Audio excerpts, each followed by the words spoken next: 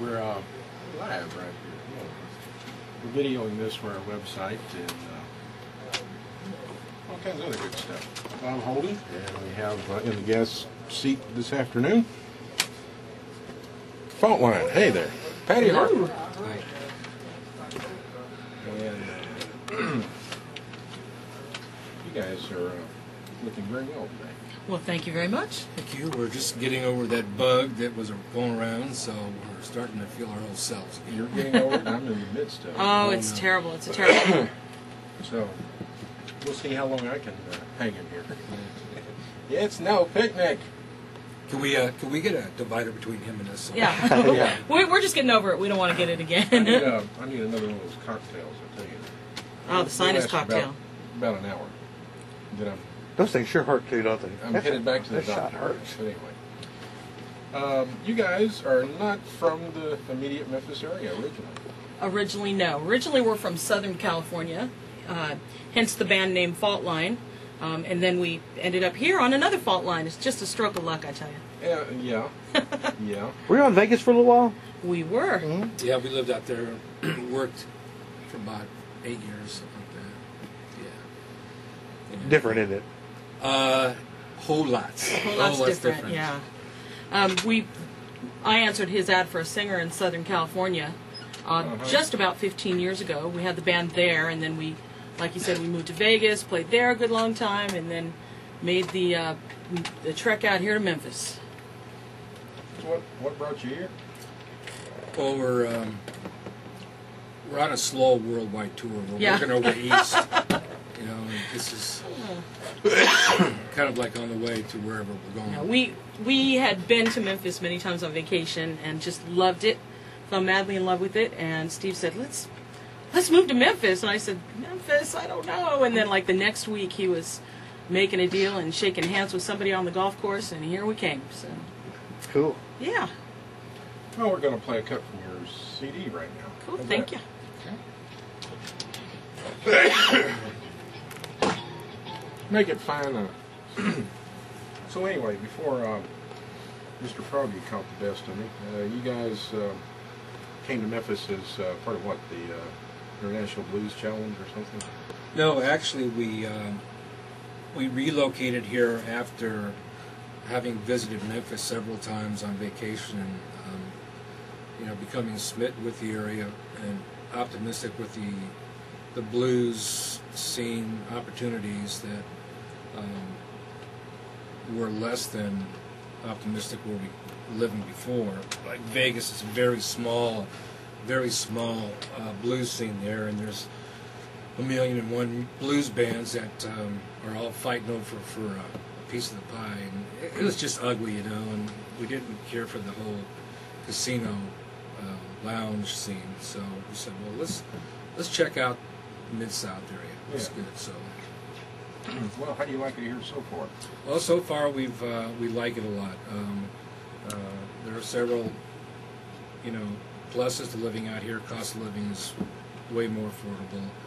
People are super nice, and the music scene has been not quite what we expected. The blues, the blues scene on Memphis is like totally different than it was like 10 years ago when we first came here.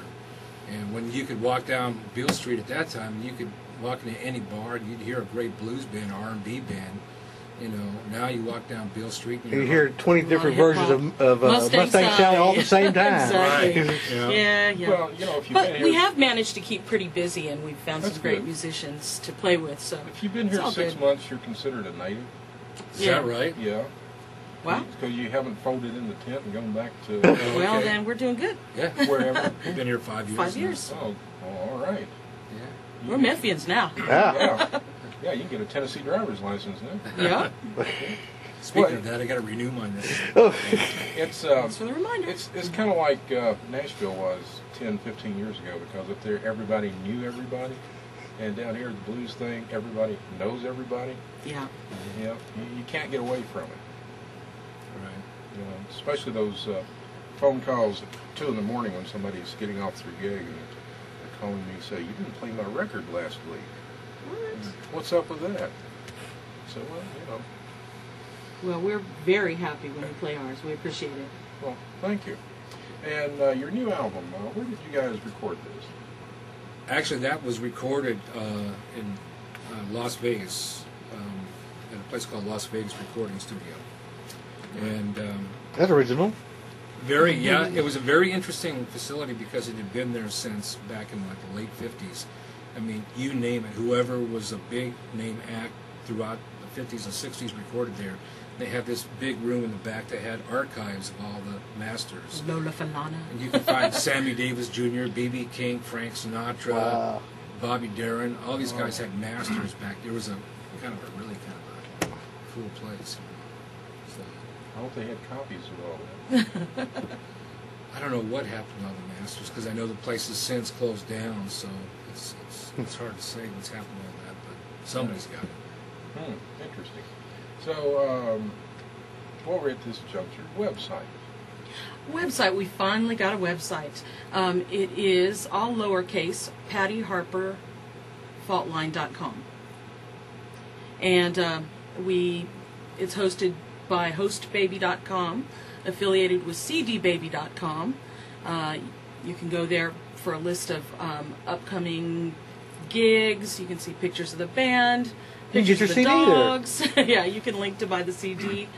Well, you just got we're everything happy with going it. on. Yeah. It's like a one-stop shop. That's right. Cool. Well, we're going to play another cut from your CD. This is my personal favorite of everything that's on here. And this was also on your previous CD, which made it nice for radio. You know, when we play this song, we're always playing the right song. So, There you go. yeah. One entitled, If This Ain't Love. Patty Harper along with Faultline and If It Ain't Love. I'll take it in. We'll take it anyway. That's right. Well, let's see. A couple of things here. You guys are going to be at the Billiard Club in Bartlett on the 16th from 9 to 1. And then on the April the 14th, you'll be back there at the Billiard Club. And April the 27th, Sheraton Hotel and Casino in Tunica. And Saturday, April the 28th, back there at the Sheraton. So you stay busy. Yep, we do. Yep. Just busy enough. Yep. We keep any busier than that, and the dogs get mad at us. Yeah. Tell me, Steve, what was it like marrying the girl singer in the band? Little cliche, huh? What was it like? Well, it took me 10 years to get the nerve to ask her. So let's put it this way: it was worth the wait. Oh, okay. Aw. That's cool. So I didn't want to rush into anything, you know. Yeah. So Yeah. I just wanted to see if she'd get sick of me before I asked her. Have you thought about getting into politics? Yeah. Well, I guess it's like this. If she'll carry the guitar cases and That's it. I'm a roadie and a groupie. sling the equipment around and drive the bus and all that. That's right. And that's cool. No, it's great because, I mean, you know, I can be sitting back in my studio coming up with some kind of a song idea, and I'll say, hey, Patty, come here, check this out, sing this part here. Okay, yeah, that works, you know, and it's like she's right there, and she's, you know, she's great to work with, and it's a good match. Good thing. Match made in heaven. Well, you guys write a lot of your original. Let me start over. You guys do a lot of original songs. You write a lot of your material. So. Sure. Yep. And when you're writing, is there a certain idea, process, or a thematic thing? Generally, it'll start with him saying, I just have this idea for a song, and can you write some lyrics for it? Or, that's sort of how it has worked best for us. I kind of write from a feel standpoint as far as what a groove feels like, or a chordal melodic idea sounds like. And I kind of get this melody in my head or rhythmic idea, and then I'll play it for her, and I'll say, okay, give me some cool lyrics to go with this. And she always comes through. So that's kind of the process. There have been times where she's come up with, a lyric idea or a concept that she said, here, come up with something funky for this. Yeah, for a while he was living in Vegas before I moved up, and I was making the drive from Southern California up to Las Vegas, Nevada, where he was living, and for some reason, on the way up there, I just had this song just you know, it was just there. I wasn't even working at it. I had to write it on a napkin against the steering wheel. So I got there and I said, quick, get your guitar, I've got a song. Got the melody, I've got all the lyrics. And it is on that CD. So. Amazing how those things happen. Doesn't happen often enough for me. Got to work at it a little bit. For him, he's always got a million brilliant ideas coming out through his fingertips. Well, grace us with one of those brilliant ideas. Do a song here in the studio. Do one of those songs? You do whatever we want. Right. Okay. Whatever the. You want to tell him what the story is with this song? No, not necessarily. Okay. Well, I'd like to hear the story. All right. We actually set out specifically to write a slow blues song, so that's sort of how this song came to be. Not a fast one, not a shuffle, not a rumba, a slow blues. Slow blues. And the title is. The title is I'm a Fool for Loving You.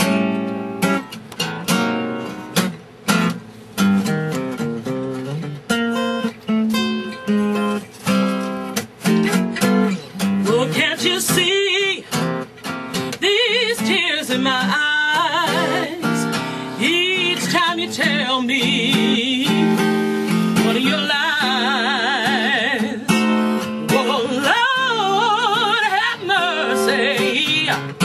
I know I'm a fool for loving you. Hey, when you're out on the town and I'm home all alone, sitting and waiting by the telephone. Oh, Lord, have mercy. I know I'm a fool for loving you.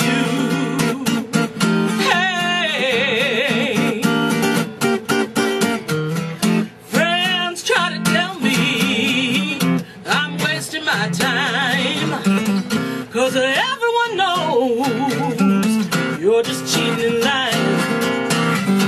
You ain't good for nothing but breaking my heart, spending my money and tearing my world apart.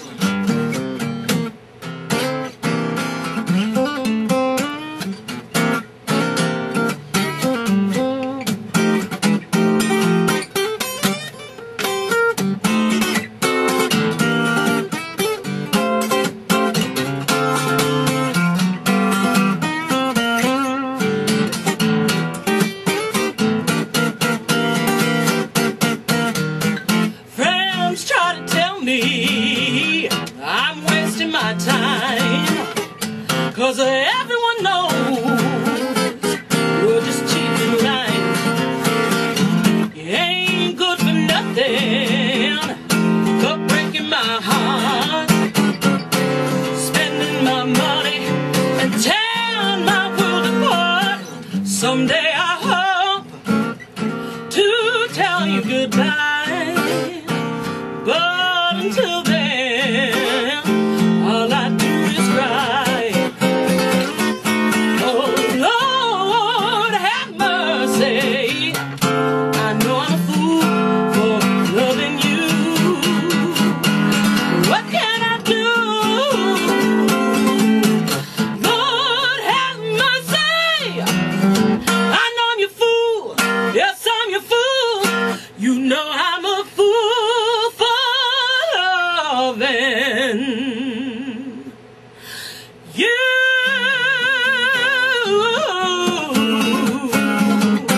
You know I'm your fool, your fool, your fool. You know I'm your fool. All right. All right. Yesterday, Thank you. Steve and Patty Harper, here, a.k.a. Faultline. Yep. Fool for Love. How long did it take to write it? Oh, that song about wrote itself, I think. Yeah, that was a quickie. That was kind of a quickie. Yeah, not So long, the even song maybe. like 4 minutes and some odd seconds. It took 4 minutes and some odd seconds. Yeah, I would say it was completely down in, would you say half an hour? Pretty close. Yeah, something like that. just kind of the juices were flowing, you know. And we weren't looking for anything, you know, like clever and tricky and, you know, complex. We were not going for a Steely Dan moment there. Oh, okay. Who performs with you in your band? We have a great drummer, a guy named Dan Cully, who's originally from Colorado. We've got an excellent bass player, vocalist, Philip McKelvey, who's a school teacher actually, lives in Bartlett from the area, and phenomenal keyboard player, vocalist. His name is John Gilreth, who lives in Cordova as well. He also plays harp. He's awesome. He's a great utility guy, and all the cats are fun to work with. Everybody loves the same kind of music and gets along great. There's no really nice, easygoing guys. No egos. It's it's fun to play with these guys. So Cool. That's refreshing, isn't it? It really is. It's awesome because, I mean, you know, if you've been in bands at all, and the best thing doesn't always work out that way. The best thing about these guys is they don't mind rehearsing and learning new material. So we try to keep it fresh and learn new stuff all the time. Whereas I'm sure you're no stranger to the concept of show up at the gig and learn the song? Well, no, the bands sure will remain nameless at this point, but there are certain bands in this region that have been playing the same repertoire at the gig for the past 10 or more years. So, you know, we've always liked to keep injecting new material and keep it fun and fresh, you know. And these guys are not opposed to taking the time to learn the parts and come to rehearsal. And, cool. You know, so it keeps everybody fresh. Cool. Now you were involved with kind of a battle of the guitars, so to speak. Yes, sir. Last year, Guitar Center hosted a nationwide talent search, so to speak, for. They're doing it again, by the way, aren't they? Yeah, they are. I think they're starting. Competition starts next week on the local store level, and it's called Guitar Center King of the Blues Guitar-mageddon. And what they do is. Every Guitar Center store in the United States simultaneously conducts this elimination night where they have like 10 guitar players come in and compete, and then they do that for 3 weeks in a row. Then they have like the finalists from all 3 weeks come in for a store elimination, and whoever wins that goes out to compete in the district finals from various districts in the country, and then they have regional finals, and then whoever wins all the 4 different regionals moves on to the national finals in Chicago. Well, that's where it was last year. And I have to say, this is pretty cool.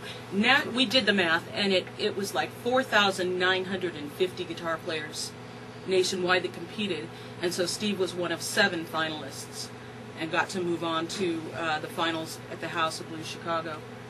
And, well, did you get a prize too? Oh, yeah, we won some cool stuff. Won some cool stuff along the way. Each time you won a specific section, like the store finals or the district or regional. Yeah. There were the prizes kept getting better and better. So I won a guitar and a shopping spree and Levi's and all kinds of cool stuff. So yeah, it was. I won a Gibson SG. That was a nice guitar, and so. Yeah, so I think the grand prize this year is a new Mustang and a Gibson vintage old stock Les Paul is worth $5,000 or something, you know, and, an endorsement deal and so forth and so. Yeah, and I got to say, Guitar Center really did a first-class job of putting this thing together, and like when they flew me to Chicago to compete at the House of Blues. They picked me up at the airport in a limo, took me to the House of Blues Hotel, and just treated us first class the whole way. It was just an awesome experience.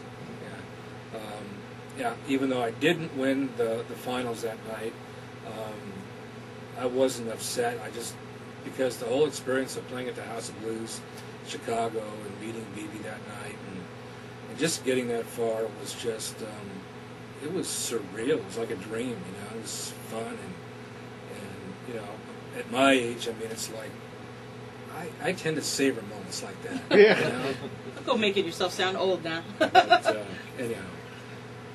Well, you won't. You did a solo song, a solo to like 2.5 minutes, or Yeah, what the format was at the finals was you had to play with a band for like a 3-minute song where you just played all your chops you had over whatever kind of field that you selected, and then the other part of the competition was a 2-minute guitar solo on acoustic with no backing. You had to just play and make up something on the acoustic for 2 minutes, and that was also part of the criteria that they judged you on. You know, your originality and creativity and facility. And so, yeah, I wrote a piece for that. You gonna play it for us? Sure. Cool. What's the title? Well, we'll just say Made in Memphis.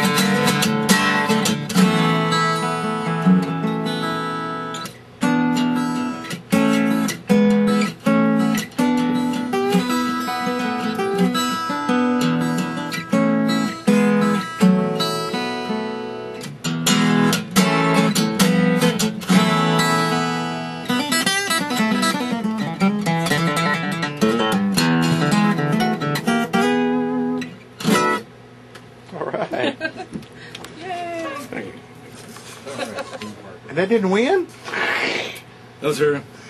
You know, it was pretty cool. After the event that night, it was just such an amazing, awesome, beautiful night, and it was just unbelievable to see him on that stage of the House of Blues, just packed, and just Steve and the guitar playing that, and the way it just echoed through that big room. And then after the show, we were sitting outside talking, and the manager of Hubert Summerlin. Yeah, Hubert Summerlin's manager came up and said, you know, your playing was like a whole nother level. She said, you don't even need this to feel validated because you were brilliant. And if it makes any difference in the way you feel about the outcome, Hubert Summerlin and Dave, was it Dave Mason? Yeah, Dave Mason both had picked Steve as the winner. So, you know. Dave Mason, too. Woo. Yeah. So, I mean, I'd like to think that it was a close call. You know, the funny thing about these battle of the guitar players and the bands and whatever, it's all subjective. Yeah, absolutely. And it's kind of a numbers thing. One judge may feel one way and another judge another way, and you can come back tomorrow and the first judge could vote different than he did the day before. Right. And not to take anything at all away from the guy that won, but I really think that what pushed him maybe over the edge points-wise was showmanship, because he did that whole Chuck Berry guitar between the legs kind of hopping thing. So, you know, audiences like that. They like the showmanship. There's a fine line between showmanship and actually playing. Right. Because And you know, with somebody finesse. that has the chops, somebody that can really play, you know, somebody that's classically trained or classically oriented. It's a whole different mindset, a whole different concept other than the showmanship thing. And, the showmanship thing is okay, but sometimes I wonder if they're making up for something that is lacking. Exactly. What could that be? What could that be? Steve said, I can play behind my head. He said, but it doesn't make me sound any better. So, what's the point? So, I don't know. Funny thing on record, you can't see if they're playing the guitar behind their head. Right. You can say, I'm playing my guitar behind my head, dog. It sort of makes me wish that they had blindfolded the judges. Yeah. Well, Steve, you've got a CD that's out. We're going to play a selection from that. Yeah, there's a track on there I'm particularly fond of. Okay. I don't know what number it is on there, but it's called Heritage. Okay. And I have I wrote that with kind of paying tribute to the heritage of music that I grew up with, and the inspiration from guys like Carlos Santana, and Larry Carlton, Robin Ford, those kind of guys that I cut my teeth on, especially Carlos. So that has more of kind of a all the songs in the CD are all instrumental that I wrote, except for one song that is a cover, and so I kind of had that in mind with that particular song.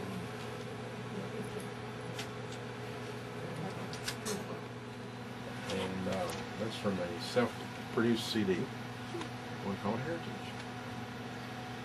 Are there, you kind of alluded to this earlier, are there kind of like mentors or people you look up to that inspire you as an artist? Yeah, that kind of changes as I evolve as a guitar player throughout the years. It's ranged from anybody like Elvin Bishop to B.B. King, Michael Bloomfield, Carlos Santana, Robin Ford, Larry Carlton.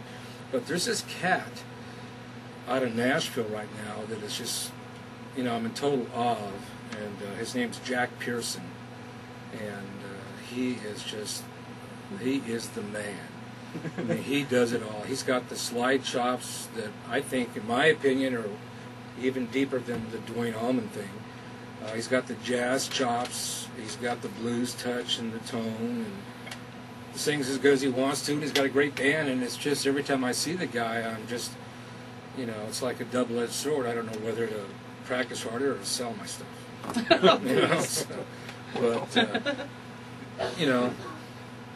I always end up practicing harder.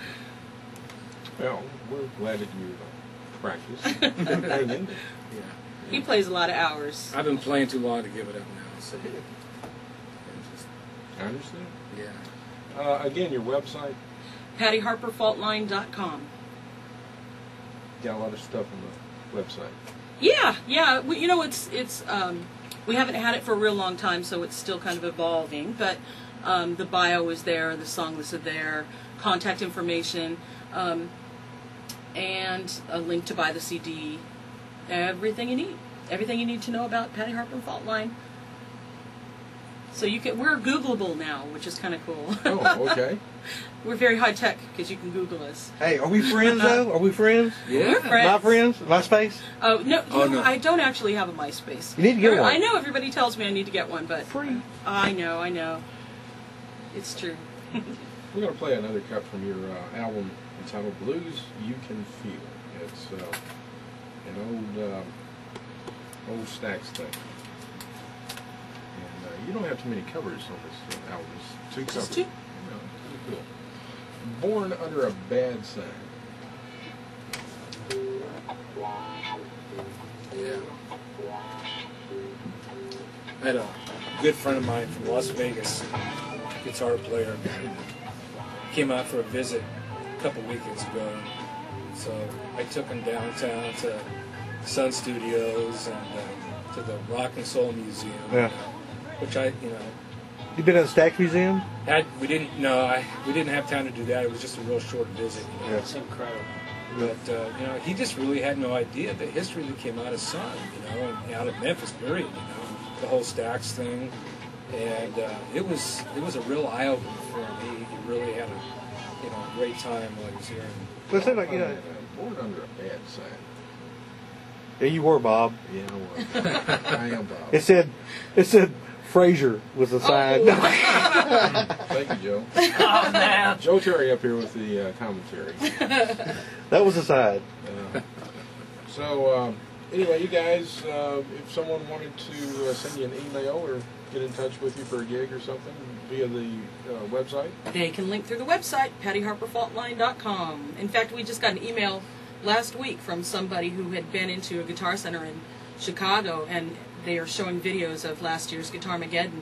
So he really liked what he heard and sent an email saying, you know, are you ever going to be out near Chicago? Let me know. So that was kind of nice. Yeah. Again, it pays to be Googleable. Yeah. Googleable. Googleable. Say that 5 times real fast. Yeah. So, Without getting in trouble. Your all-time most memorable experience with Memphis music? Oh, boy. Besides meeting us. Yeah, besides hanging with us. I would have to say that it would be playing on Beale Street with a festival crowd. We worked a lot on Beale Street a couple years back, and Well, that's right. Y'all did play during when the Memphis in May, didn't y'all? we last played. year? Yeah, Or last year, year before. it was a couple years back. Okay. But we've done New Year's Eve down there, and you know, I just love a big, huge crowd. The bigger the crowd, the happier I am. So I would say for me, that would be the coolest. One night we were playing at the Rum Boogie. I want to say it was a Sunday night, and BB was in town, and his guitar player, his other guitar player, Charlie Dennis, was a bandmate of ours when we lived in Vegas. So he just came walking through the door one night, and there we were. So he got up and played with us, and that was a lot of fun. Steve, you have any memories that? He's deep in thought there. He's wondering if he could even say what he's going to think. Well, memorable moments in Memphis. Or Vegas. I would have to say it's not music related. It's food related. Oh. Well, that's just as much fun. Gus's fried chicken. Yeah. They used to call me the ambassador to Gus's because when we were playing on Bill every Friday and Saturday night for about a year straight, we get people from all over the world coming to Memphis for the blues pilgrimage, you know, and they'd say, well, where's a good place to eat around here? I'd say, you got to go around the corner on front and go to Gus's and get the best chicken that will change your life, you know. And they would always go. And every time I'd go back to Gus's, people would say, Steve, thanks for referring all these people. We're getting all these people to say, you sent them down here, and we got a special chair that says ambassador, that's yours, and, you know. How about the free chicken when I watched that? That's what, yeah, well, that was coming. You know, I mean, there would be many times on weekends, like on a Sunday afternoon, the whole band would meet down at Gus's for lunch before we'd go pick up our equipment down at the club, you know. And we'd be sitting in there having lunch, and there'd be somebody from England or Germany or Japan or whatever that I talked to the night before, and they were giving me the thumbs up, and they'd tell the manager to put our tab on their bill, you know, and buy us lunch. Cool. Yeah, it was really awesome to get to meet people from all over the world, and I think that's what I miss about playing on Beale Street. I miss the crowds, those kind of crowds. Well, tourist season's around the corner, so. Yeah, all we need now is a place on Beale Street that wants to book Patty Harper and Faultline. There you go. There you go. Well, cool. And we'll be watching for you in the playbook and various other publications around here, trying to... Well, make sure you email us, let us know where you're playing so we can put it on our calendar and stuff. Thank you, I'll do that. And we really appreciate that you had us on today, and what you do for local musicians. It's a lovely, wonderful thing. We appreciate you. You're very welcome. And before you take off... Yeah, I'm not in any hurry. we'll stay all day. We want you to cut a promo for us real quick. Okay, while the love tapes to. rolling and all that. Say, hi, this is Steve and Patty Harper with the Faultline. You're listening to Juke N Jamm and JukeNJamm.com. Okay. Hi, we are Steve and Patty Harper with Faultline, and we're here with Juke N Jamm. Check it out at JukeNJamm.com. You'll have to write it down for me. I don't think I got that right. That's right. It's all right. And you're listening to Juke N Jamm Memphis. That's right. Well, Bob? We'll cut another promo here before we wrap things up. All right. So, That's funny. Some guy was at our last gig was trying to read the name of our band up on this billboard or whatever, He goes, what does that say, Patty Harper? Flatline? Hopefully not. Do us another promo real quick, please. Sure. Patty Harper and your... What do you want me to say? I'll say Juke N Jamm Memphis. And JukeNJam.com. Juke N Jamm, Memphis. For those of you that want to go to our website, JukeNJam.com, you will see JukeNJam.com. in its entirety. Okay. Via the video. Uh-oh. Yeah. Go ahead. All right. So if you want to, what am I saying? If you want to see the interview on video and hear the whole thing all over again, just go to JukeNJam.com. Juke N Jamm Memphis. There you At go. JukeNJam.com. All right, good. And we're going to, before you guys cut out, we're going to give away one of your CDs. Sure. Let's make it caller number 3 at 901-324-6954. 324-6954 be the third caller. And you can have a Faultline CD, courtesy of Juke N Jamm. In the meantime, thanks again for being We appreciate here. y'all, Thank man. you so much. Come We back hope- again, please. We would love to, and we hope that people will go to our website, PattyHarperFaultline.com, and come see us next Friday night. We're going to be playing in Bartlett. Cool. Yeah. We're at in Bartlett? We're going to be at the Billiards Club on Kirby Witten. If you go into the Billiard Club, you're going to think, wait a minute, there's no band in here. But if you walk to the back and hang a right, there's the Hoghead Saloon, and it's got a real-life stage and everything with a stripper pole. Hey, So come on in there, cheap cold beer and live music. does Steve stand on top of the billiard table and play the guitar? Yes, he does. No, I He's stand a on wild the, man. I stand on the stripper. On the pole. stripper pole. That's on my side of the stage. Use that as a way of courting the neck on your guitar. I use that to play slide with. Yeah. Yeah, man. Good. Yeah, well, cool. 324-6954, 324-6954 be the third caller, and you can have a CD courtesy of Husson's, a Faultline CD. So don't be bashful. Give us a call. And thanks again for hanging with us. Thank you. And here's something from our friends over at Blues Review you might want to check out. And the phones are ringing. QX. Yeah, you did. Yay! Yay! Caller Yay. number Hold on, 3. let's talk to Patty. Hello.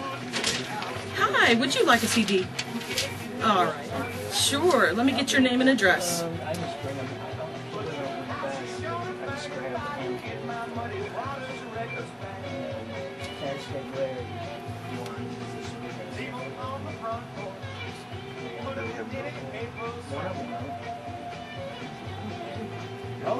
Uh-huh.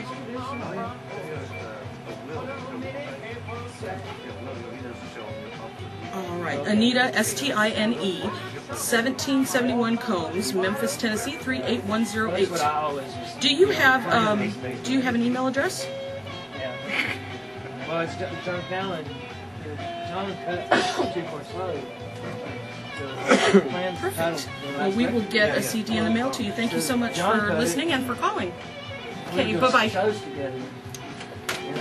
If I ever need to get a job as a receptionist, they're going to hire me over here. Bluegrass. She gives you a phone. John goes, You yeah. never know. We start playing, you can see the lawn chairs folding. Calls. Man, I know the feeling. We have one of our regulars that call up on